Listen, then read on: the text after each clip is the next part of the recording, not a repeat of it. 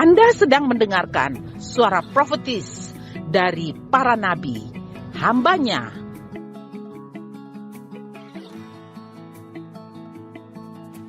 Dengarkanlah dan lakukanlah perintah Tuhan melalui para nabi, maka engkau akan berhasil. Selamat mendengarkan. Baik, bisa salaman dulu sebelah kiri kanan dari teman-teman ya, di sebelah kiri kanan. Baik. Oke. Ya, kita baik Bapak Ibu, saudara-saudara semua, kita masih di dalam satu topik besar, yaitu pemuridan generasi bagian kedua. Discipleship. Ya. Jadi pemuridan antara generasi, ya, generational discipleship adalah pendekatan di mana satu generasi itu menanamkan nilai-nilai iman dan prinsip-prinsip kebenaran kepada generasi berikut. Ini adalah hati Tuhan bagi setiap gereja yang ada di dunia, yang ada di zaman sekarang. Ya. Kita lihat ada 3 alasan mempraktekkan pemuridan generasi. Ulangan 6 ayat 6 sampai ayat 9. Apa yang kuperintahkan kepadamu pada hari ini, haruslah engkau perhatikan. Haruslah engkau mengajarnya berulang-ulang kepada anak-anakmu dan membicarakannya apabila engkau sedang duduk di rumahmu, apabila engkau sedang dalam perjalanan, apabila engkau berbaring, dan apabila engkau bangun. Haruslah juga engkau mengikatnya sebagai tanda pada tanganmu, dan haruslah itu menjadi lambang di dahimu. Dan haruslah engkau menuliskannya pada tiang pintu rumahmu dan pada pintu gerbangmu. Allah menyampaikan di dalam Ulangan 6 ini, Bapak Ibu, bahwa ini adalah serangkaian instruksi yang indah. Meskipun kita lihat sangat menantang ya bagi kita sebagai orang tua, tapi merupakan teladan yang baik yang harus diperjuangkan oleh orang tua dalam generasi kita. Dikatakan bahwa kita tidak boleh capek, kita tidak boleh lelah. Dikatakan adalah harus berulang-ulang. Jangan ada kata dalam mulut kita sebagai papa, sebagai mama, ya, aduh saya capek nak. Tiap hari hanya ngomong ini, tiap hari hanya beritahu kamu, tapi kamu tidak tahu berubah-berubah juga. Kita jujur ya, kita seringkali kita ngomong seperti gitu kepada anak-anak kita. Kita merasa lelah, ya, kita merasa capek mungkin pulang dari kantor, ya, pulang dari kerja. Ada laporan, ini anak buat begini, ini anak buat begini. Padahal kita sudah beritahu ulang-ulang tidak boleh. Tetapi firman Allah katakan, haruslah engkau mengajarkan berulang-ulang. Berarti tidak jemu-jemu, berulang. Buat salah, ulang lagi ya. Walaupun mereka buat salah, kita berulang-ulang. Ini adalah perintah Allah. Nah, generasi tua harus mendidik generasi muda. Mengapa gereja harus terlibat secara strategis dalam pemuridan dari generasi ke generasi? Kita lihat Lukas 18 ayat 8. Aku berkata kepadamu, ia akan segera membenarkan mereka, akan tetapi jika Anak Manusia itu datang, adakah ia mendapati iman di bumi? Adakah ia akan mendapatkan iman di bumi? Ini mengajarkan kita sebagai orang tua untuk terus mengajarkan anak-anak kita berulang-ulang. Allah akan membuat sesuatu yang besar itu karena ada iman. Amin Bapak Ibu. Jadi pentingnya iman di bumi saat Yesus datang kembali. Yesus mau bekerja, ada iman. Nah, karena itu Bapak Ibu lihat, karena iman di bumi maka kesetiaan ada dalam penantian. Yakobus 1 ayat 12, berbahagialah orang yang bertahan dalam pencobaan, sebab apabila ia sudah tahan uji, ia akan menerima mahkota kehidupan yang dijanjikan Allah kepada barang siapa yang mengasihi Dia. Jujur Bapak Ibu, kalau kita mengasihi Yesus, itu karena iman. Kita tidak bisa pungkiri. Bapak Ibu sudah pernah ketemu Yesus. Kenapa percaya? Karena ada iman. Yesus mau, Allah mau supaya di bumi itu saat Yesus datang, kitalah yang akan berjumpa dengan Yesus. Amin. Iman. Wahyu 2 ayat 10. Jangan takut terhadap apa yang harus engkau derita. Sesungguhnya iblis akan melemparkan beberapa orang dari antaramu ke dalam penjara, supaya kamu dicobai dan kamu akan beroleh kesusahan selama 10 hari. Hendaklah, dikatakan hendaklah engkau setia sampai mati, dan aku akan mengaruniakan kepadamu mahkota kehidupan. Bagaimana kita bisa setia? Yaitu dengan iman. Nah, ayat ini menunjukkan bahwa kita harus tetap setia dan berharap pada janji-janji Tuhan meskipun ada tantangan, pencobaan, dan penderitaan. Banyak tantangan, banyak penderitaan. Tuhan mau cari orang yang setia. Ya. Tuhan mau cari orang yang setia. Orang yang setia apa? Setia berdoa. Orang yang setia apa? Setia untuk pergi memberitakan firman Tuhan. Orang yang setia apa? Setia dalam keluarganya. Walaupun tantangan, kita lihat tantangan begitu banyak menyerang kita, ya. Sampai-sampai dibilang bahwa sesungguhnya iblis akan melemparkan beberapa orang ke penjara.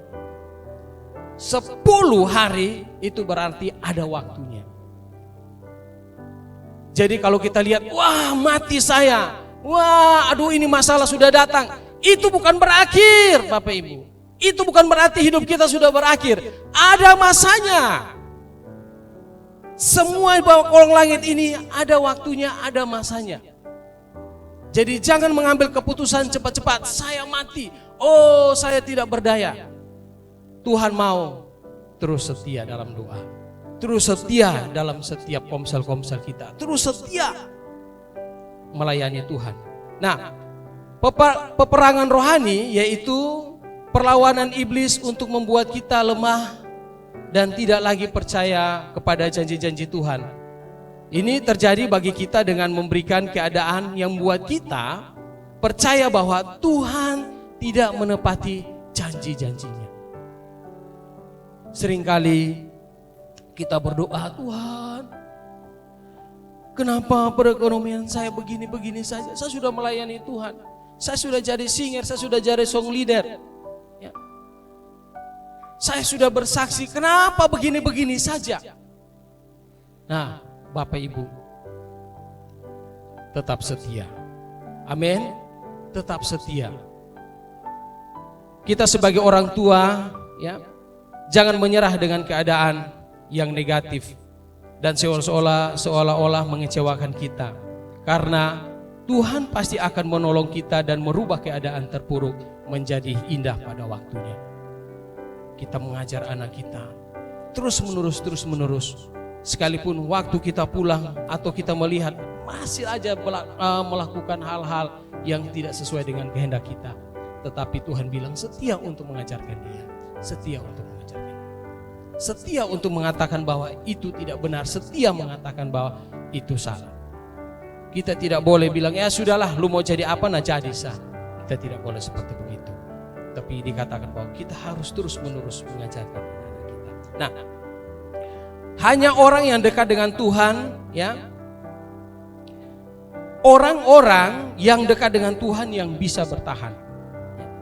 Jadi jangan pikir orang yang dekat dengan Tuhan itu tidak berarti kita bebas dari pencobaan, penderitaan.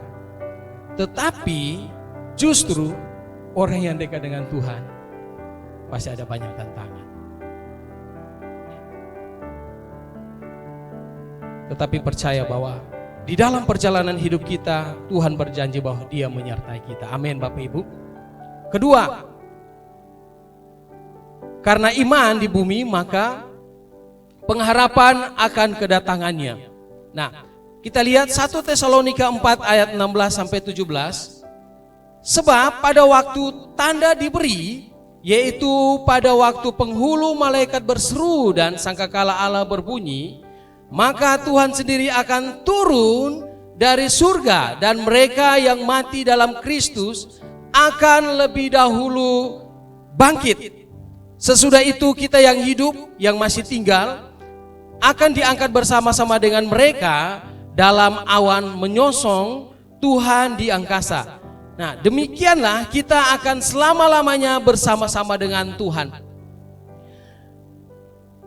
Tuhan mau, karena iman ada pengharapan kedatangan Yesus. Karena iman kita, ya, kita menunggu kedatangan Yesus. 1 Tesalonika 1 ayat 10. Dan untuk menantikan kedatangan anaknya dari surga yang telah dibangkitkannya dari antara orang mati, yaitu Yesus, yang menyelamatkan kita dari murka yang akan datang. Bapak Ibu, orang yang beriman dia akan menunggu waktunya akan datang, yaitu Yesus akan datang. Nah, saat Yesus datang, dia akan membebaskan kita dari malapetaka murka Allah yang besar. Kalau kita hidup di dalam persekutuan, hidup di dalam iman yang benar. Nah, iman menunjukkan bahwa kita percaya pada janji kedatangan Kristus yang kedua kali. Amin. Karena iman, maka kita percaya pada janji kedatangan Kristus yang kedua kali. Nah, iman membuat kita bekerja dan melayani lebih sungguh. Amin. Iman membuat kita aktif secara rohani. Dan iman juga membuat kita tidak ketinggalan pergerakan-pergerakan roh, pergerakan-pergerakan Allah di dalam dunia ini. Nah, ada satu kata bilang begini, kalau kita tidak merasa apa-apa dan merasa biasa-biasa saja, waspadalah, karena kita dalam keadaan rohani yang tidak sehat.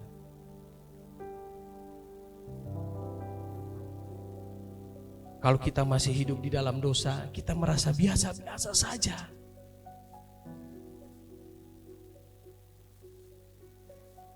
Keadaan rohani kita lagi tidak sehat. Tetapi kalau kita lakukan sesuatu hal, wow, di dalam hati ini bata tumpuk, aduh saya takut sekali. Berarti kita harus berubah. Tetapi dikatakan sini, waspadalah, waspadalah. Kalau kita buat dosa dan kita rasa biasa-biasa saja, rasa aman-aman saja, Bapak Ibu, ada sesuatu yang salah. Nah, kita lihat kekuatan untuk bertahan. 1 Petrus 6 ayat 7, 1 Petrus 1 ayat 6 sampai 7. Bergembiralah akan hal itu, sekalipun sekarang ini kamu seketika harus berduka cita oleh berbagai-bagai pencobaan. Ayat 7, maksud semua itu ialah untuk membuktikan kemurnian imanmu yang jauh lebih tinggi nilainya daripada emas yang fana, yang diuji kemurniannya dengan api, sehingga kamu memperoleh puji-pujian, ya. Kamu memperoleh puji-pujian dan kemuliaan dan kehormatan pada hari Yesus Kristus menyatakan dirinya. Bapak Ibu, tadi saya sama dengan Bapak Dance di bawah. Kalau orang memuji kita pasti ada maunya. Ya. Orang memuji kita pasti ada maunya. Tetapi kalau Tuhan memuji kita, wow, Tuhan mau berikan sesuatu yang besar. Amin. Ya. Jadi Bapak Ibu, karena iman maka kita mempunyai kekuatan untuk bertahan. Bertahan apa? Bertahan dalam pencobaan, bertahan dalam setiap tekanan-tekanan, bertahan. Itu karena iman, Bapak Ibu. Yakobus 1 ayat 12. Berbahagialah orang yang bertahan dalam pencobaan, sebab apabila ia sudah tahan uji, ia akan menerima mahkota kehidupan yang dijanjikan Allah kepada barang siapa yang mengasihinya. Jadi iman memberikan kita kekuatan untuk bertahan dalam masa-masa sulit dan pencobaan. Amin. Hanya karena iman makanya kita bisa bertahan. Kekuatan kita tidak bisa bertahan. Waktu lalu 3 tahun lalu COVID, betul Bapak Ibu, orang yang kaya sekalipun tidak bisa menyelamatkan dirinya. Yang punya uang banyak tidak bisa menyelamatkan dirinya. Banyak sekali orang-orang, kita jangan pikir begini. Dulu saya berpikir, oh kalau saya punya uang pasti saya happy. Saya punya uang pasti saya happy sekali. Mau kemana saja ada uang. Pas COVID, saya baru sadar, uang tidak bisa menyelamatkan. Sadis. Iya, beberapa di kota ini yang punya uang, mereka punya uang banyak tetapi tidak bisa menyelamatkan dirinya. Uang tidak bisa menyelamatkan. Nah, kita lihat di sini bahwa hanya iman. Hanya iman. Yesus berkata, adakah iman di bumi? Nah, iman adalah fondasi yang memberikan kekuatan dan arah bagi setiap orang percaya dalam menjalani hidup ini, ya. Menghadapi tantangan sehingga memperoleh tujuan hidupnya hanya karena iman. Kita tidak bisa menghindari masa-masa sukar dan sulit, betul ya Bapak Ibu ya. Tetapi kita memberikan kekuatan, ya. Kita diberi kekuatan untuk hadapi dan menang atas hal itu. Karena apa? Karena iman. Justru dalam kondisi dan keadaan seperti inilah iman kita semakin bekerja, amin. Iman kita semakin kuat. Kalau ada kondisi, ada tertekan, ada kendala, ada masalah, iman kita semakin kuat. Nah, iman ini, ya, iman ada untuk digunakan menghadapi berbagai macam persoalan hidup. Mungkin begini Bapak Ibu, di dalam kertas ditulis kita tidak mampu. Ya. Di atas kertas kita kalah proyek dengan orang yang lebih hebat. Usaha-usaha kita bangkrut. Mungkin di atas kertas juga tertulis, keturunanmu adalah keturunan sakit penyakit. Pengetahuan terbatas, tetapi yang menyelamatkan kita, yang membuat kita kuat Bapak Ibu adalah iman. Sebab apa?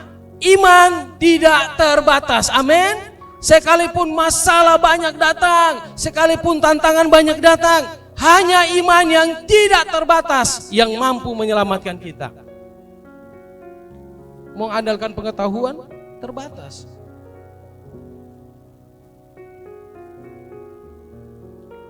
Nah, di sini kita diajarkan bahwa ada 3 alasan pentingnya pemuridan generasi, yaitu pemuridan iman. Nah, memuridkan orang lain menyingkapkan tujuan ibadah kita. Ulangan 6 ayat 4. Dengarlah hai orang Israel, Tuhan itu Allah kita, Tuhan itu Esa. Ayat kelima, kasihilah Tuhan Allahmu dengan segenap hatimu, dan dengan segenap jiwamu, dan dengan segenap kekuatanmu. Nah, kedua ayat ini adalah pernyataan ibadah. Kemudian ayat selanjutnya, Bapak Ibu, perintah untuk memuridkan atau kita mendidik anak di dalam iman. Kita lihat tadi ayat di atas sebelumnya, ulangan, bahwa jangan jemu-jemu, kita harus terus-menerus mengajarkan. Jangan jemu-jemu, kita harus terus mengajarkan iman, percaya kepada Tuhan, kepada anak-anak generasi kita. Nah, pernyataan ini menunjukkan bahwa tindakan memuridkan kepada orang lain atau discipleship memainkan peran penting dalam mengungkapkan dan mewujudkan tujuan dari gereja. Jadi, menyembah Tuhan dan memuridkan adalah satu paket. Bagaimana supaya Allah datang kembali, Yesus datang kembali ke bumi mendapatkan iman, yaitu memuridkan. Kita tidak bisa memberi, sudahlah kamu mengalir aja, nak sudahlah kamu mengalir aja. Kita tidak bisa. Tidak bisa seperti begitu. Harus kita mengajar mereka berulang-ulang. Di meja makan, kita makan bersama, ajar mereka berulang-ulang. Mengandalkan Tuhan, jangan mengandalkan papa mama, jangan mengandalkan keuangan. Kita harus ajar mereka untuk mengandalkan Yesus.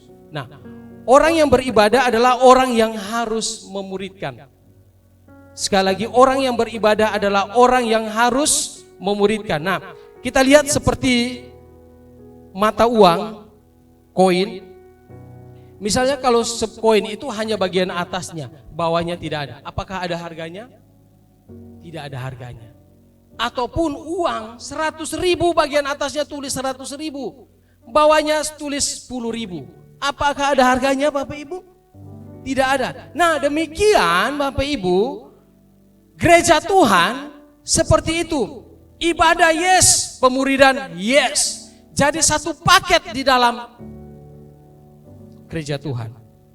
Jadi kita tidak bisa, oh sudah saya penting saya ikut ibadah. Saya ikut ibadah. Mau gereja berapa kali saya ikut ibadah. Tetapi kalau kita tidak lakukan pemuridan, itu tidak ada harganya. Kenapa? Sekali lagi kuncinya adalah, apakah saat Yesus datang kedua kali dia masih menemui iman?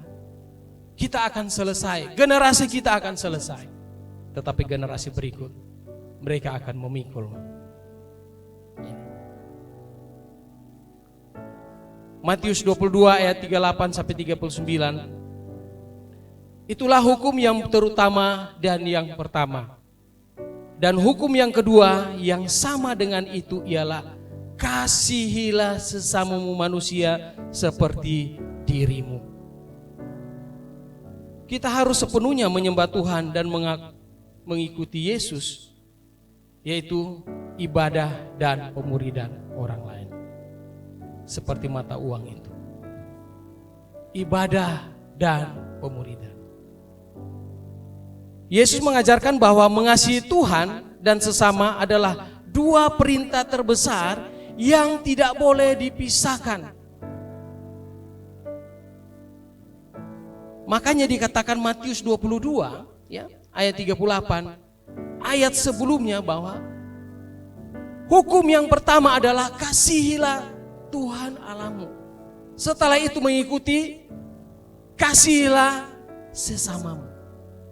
Ini adalah hukum tertinggi yang harus kita sebagai umat Allah, sebagai orang percaya, sebagai orang yang dibenarkan, yang diselamatkan. Dua hal ini tidak bisa terpisahkan. Ibadah, yes. Pemuridan, yes.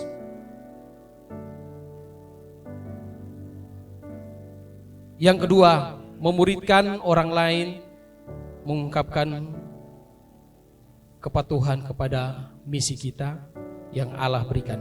Matius 28 ayat 19. Pergi dan jadikanlah semua bangsa murid Kristus. Kisah para Rasul 1 ayat 8. Roh Kudus memenuhi kita dengan tujuan agar menjadi saksi. Bapak Ibu. Matius 28 suruh kita apa? Pergi. Jadikan semua bangsa muridku. Kisah para Rasul. Roh Kudus memenuhi kita dengan tujuan agar menjadi saksi. Kita jangan kakeek, Bapak Ibu. Kita sudah diselamatkan. Kita wajib untuk menceritakan kepada orang lain keselamatan itu. 1 Korintus 4 ayat 2. Yang akhirnya dituntut dari pelayan-pelayan yang demikian ialah bahwa mereka ternyata dapat dipercayai. Allah menuntut kita untuk membagikan berita Injil yang setia, yang dapat dipercayai. Ya. Lihat, kita lihat VLC menjadi umat yang ternyata dapat dipercaya. Amin. Karena apa? Kita adalah gereja pemuridan. Banyak gereja hanya di atas mimbar, hanya pengajaran-pengajaran, tetapi tidak dilakukan pemuridan.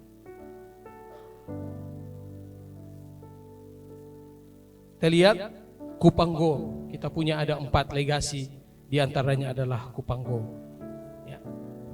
Kupanggo adalah hati dari Allah.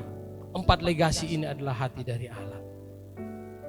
Kalau saya bilang Kupanggo, Bapak Ibu bilang menangkan 1000, muridkan 100. Kupanggo. Iya, kita harus menangkan 1000, muridkan 100. Ini adalah amanat agung, perintah dari Allah. Karena Allah telah memilih umatnya yang diberdayakan oleh Roh Allah dan diperlengkapi dengan firman Allah untuk menjalankan misi Allah. Nah, mereka yang berada di generasi muda sangat membutuhkan generasi yang lebih tua untuk secara otentik menunjukkan jalannya kepada mereka.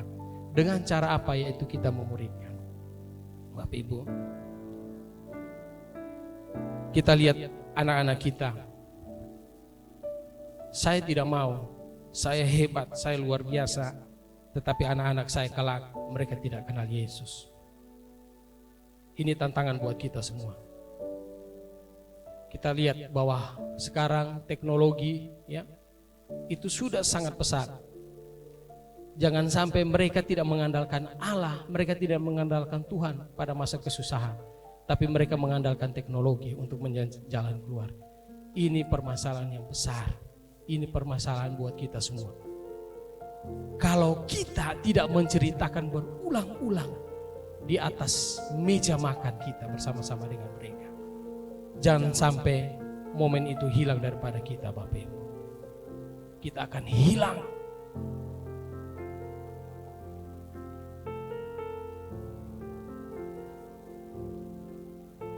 Memuridkan orang lain adalah bentuk langsung dari ketaatan kita kepada amanat agung. Ini adalah misi kita.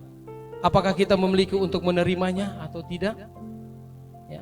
Atau kita menolaknya? Kalau sampai kita menolaknya, berarti kita sedang menolak Yesus, menolak amanat agung ini.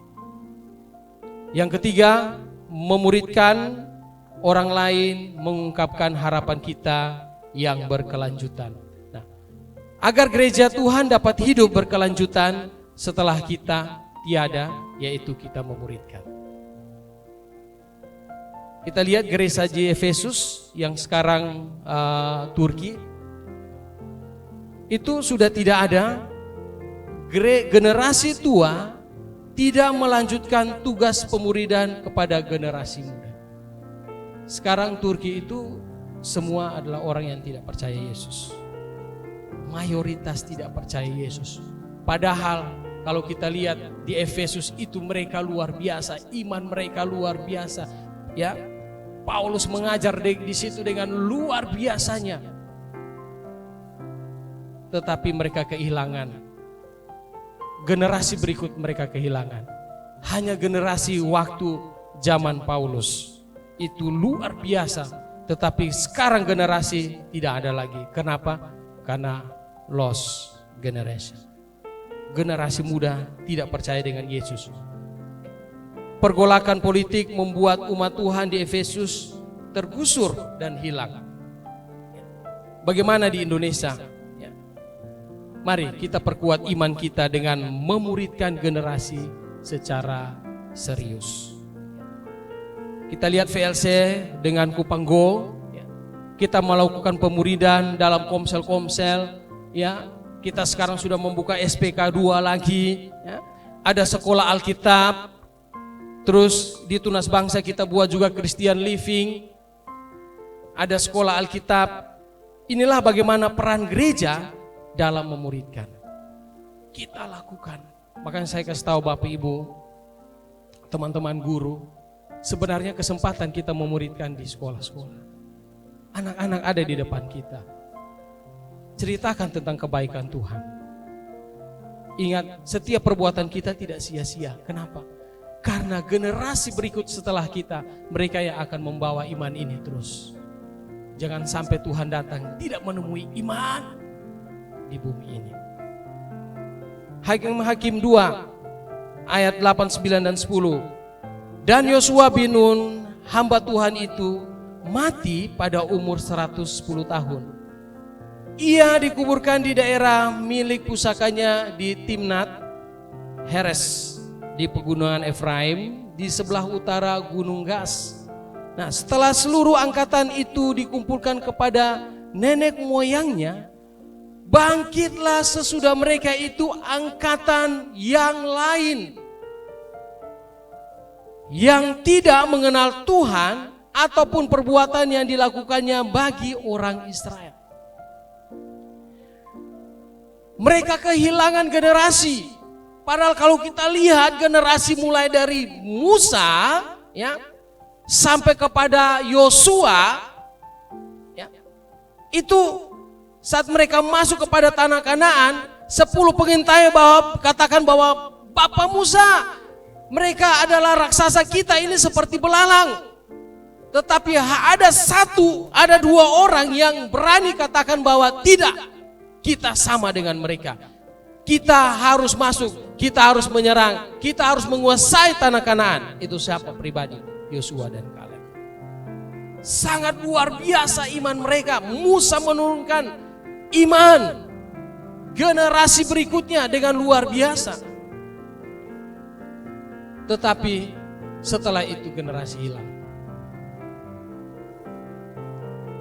Di sini kita membaca beberapa ayat yang sebenarnya paling menghancurkan dan menyayat hati di seluruh Alkitab ini. Muncul generasi lain yang tidak mengenal Tuhan atau pekerjaan yang telah dia lakukan bagi Allah. Tidak ada pengajaran-pengajaran lagi tentang percaya Yesus. Tidak ada pengajaran-pengajaran tentang mengandalkan Yesus. Bangsa Israel melakukan apa yang jahat, katakan jahat di hadapan Tuhan. Sasaran dan goal dari memuridkan generasi kita lihat Kega dan Yes di VLC itu dapat diukur, dinilai dan dibuktikan hasilnya dengan mewujudkan 4 legasi di VLC. Kita sangat intens, ya, untuk memuridkan generasi berikutnya, yaitu di dalam Kega dan Yes. Kita membuat pelatihan banyak Tuhan, banyak mentor-mentor, ya. Itu kenapa? Karena kita mau mempersiapkan generasi setelah kita. Yes. Nah, harapan ini memaksakan kita harus bekerja lebih keras lagi supaya generasi setelah kita, mereka juga generasi yang takut akan Tuhan. Ini tidak bisa dipungkiri, Bapak. Kita tidak bisa bilang, ya sudahlah, dulu Papa juga begini, akhirnya Papa juga kenal Yesus. Tidak bisa. Kita harus mengajar mereka untuk mereka mengenal Yesus. Nah, Mazmur 78 ayat 6 sampai 7, supaya dikenal oleh angkatan yang kemudian, supaya anak-anak yang akan lahir kelak bangun dan menceritakannya kepada anak-anak mereka, supaya mereka menaruh kepercayaan kepada Allah dan tidak melupakan perbuatan-perbuatan Allah, tetapi memegang perintah-perintahnya. Nah, ini yang harus kita lakukan terus menerus. Mazmur 78 ayat 2 sampai 8, kita lihat contoh ketika umat Allah telah menjalankan misi mereka dengan serius. Ayat 6 dan 7, pemazmur memberi kita 2 pernyataan supaya. Yang pertama, supaya agar generasi mendatang, yaitu anak-anak yang belum lahir, dapat mengetahui dan mengenal Allah. Amin. Saat anak-anak kita, Bapak Ibu, kita ajarkan, kalau mereka menemukan, mereka mengenal Yesus dan berjumpa dengan Yesus, pasti mereka berubah. Pasti mereka akan berubah. Seperti saya dan saudara juga. Kita ketemu Yesus, kita berubah. Nah, kita mau anak-anak kita juga mengalami perubahan dalam hidup mereka. Yang kedua, supaya mereka menaruh kepercayaan kepada Allah. Inilah fokus kerinduan kita. Mereka tidak mengandalkan orang-orang hebat, orang-orang kuat. Mereka tidak mengandalkan. Mereka hanya mengandalkan Allah, mengandalkan Yesus. Nah, Bapak Ibu Saudara-saudara, kita harus berinvestasi waktu pada kelompok-kelompok, pada anak-anak dan remaja ini. Tujuannya adalah agar generasi muda menaruh kepercayaan mereka kepada Tuhan. Kita pernah mendapat investasi waktu untuk dimuridkan, betul ya? Kita semua di sini pernah dimuridkan. Saya pernah dimuridkan. Teman-teman angkatan saya semua kita dimuridkan. Ada Kak Okto di sini, ada Kak Erwin. Kita sama-sama dimuridkan. Nah, demikian bagaimana kita bertobat, kita cinta Tuhan sungguh-sungguh. Kita juga harus punya waktu untuk menginvestasikan waktu untuk memuridkan orang lain. Memuridkan, paling sedikit memuridkan anak kita. Supaya mereka betul-betul mengenal Yesus dengan sungguh-sungguh. Nah, pemuridan adalah memberi teladan hidup dengan iman. Iman harus ada contoh. Yosua 10 ayat 12 sampai 13. Lalu Yesus berbicara kepada Tuhan pada hari Tuhan menyerahkan orang Amori itu kepada orang Israel. Ia berkata di hadapan orang Israel begini, matahari berhentilah di atas Gibeon, dan engkau bulan di atas lembah Ayalon. Terjadi? Terjadi. Ayat 13, maka berhentilah matahari dan bulan pun tidak bergerak sampai bangsa itu membalaskan dendamnya kepada musuhnya. Bukankah hal itu telah tertulis dalam kitab orang jujur? Matahari tidak bergerak di tengah langit dan lambat-lambat terbenam kira-kira sehari penuh. Nah, inilah bukti iman Yosua untuk mengalahkan orang Amori. Sehingga dikatakan bahwa matahari dan bulan mengikuti iman Yosua. Allah telah menyerahkan orang Amori kepada bangsa Israel melalui kepemimpinan Yosua. Yosua mengaktifkan imannya, mengatakan pagi matahari dan bulan berhenti. Wow, begitu dahsyatnya. Kita juga bisa seperti begitu. Amin. Kalau anak-anak kita belum berubah, katakan, Tuhan, sebelum saya wafat atau sebelum saya ini ya, mereka harus cinta Tuhan. Amin. Karena ini pekerjaan yang besar yang Tuhan mau. Ini bukti bahwa iman seorang Yosua ya, untuk pekerjaan besar yang Tuhan mau kerjakan, dia bisa lakukan menahan matahari dan bulan. Sangat bisa. Saya tadi omong kepada kakak saya kanan, kadis-kadis dong. Jangan, saya harus naik lagi dan saya katakan kadis itu bertobat semua. Bisa. Kalau sesuai dengan rencana Tuhan, Tuhan akan memimpin. Tuhan akan membawa terus ke jabatan yang berikutnya. Nah, amin Bapak Ibu. Nah, jika menyangkut mata pelajaran Bapak Ibu, ya, kalau kita ngajar kepada anak-anak kita mungkin matematika, bahasa Inggris, kita tidak bisa. Kita bisa minta guru yang lihai, yang pandai untuk mengajarkan mereka sehingga mereka pintar di kelas.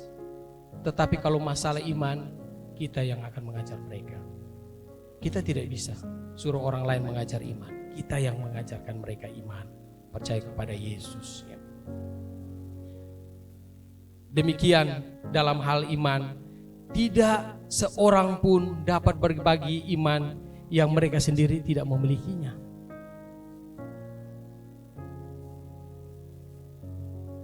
Iman seperti Yosua ini bisa kita alami apabila ada sebuah tekad yang besar dan kokoh untuk menyelesaikan rencana Tuhan bagi hidup kita.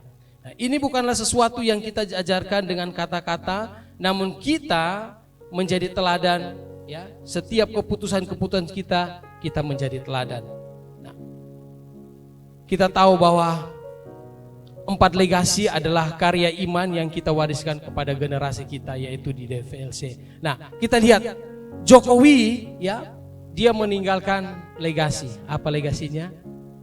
IKN.